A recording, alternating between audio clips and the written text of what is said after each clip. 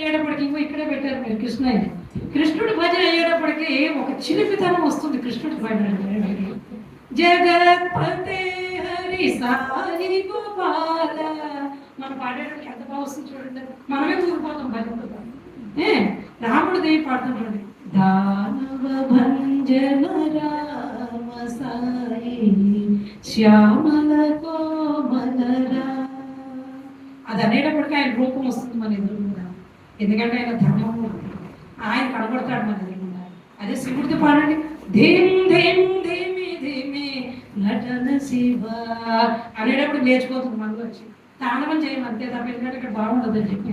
అవునా కదా? మీరు శివరాత్రికి చూడండి, అసలు ఒక్కొక్క భజన ముందు స్టార్ట్ చేయడం చివరికి వచ్చేటప్పటికి అసలు మనకి టైం ఎంత ఏందో తెలియదండి.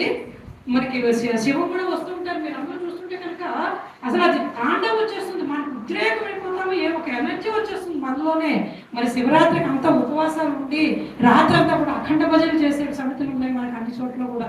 ఇక్కడ కూడా చేస్తారు, మనకు తెలియదు కాబట్టి అది ఎంత వచ్చేస్తుంది చూడండి. శివ భజన ఎట్టేటప్పటికి మరి శివుడు తక్కువ కూడా ఆయన వీళ్ళందరినీ ఒక ఎత్తున పెట్టేస్తాడు ఆవిడ. మరి అమ్మవారిలో కూడా మీరు గమనించండి, ఒకసారి కనుక మనం మహిషాసుర మర్దిని ఆ భజన చేస్తే కనుక అది మళ్ళీ ఒక రూపుగా ఉంటుంది మనకి.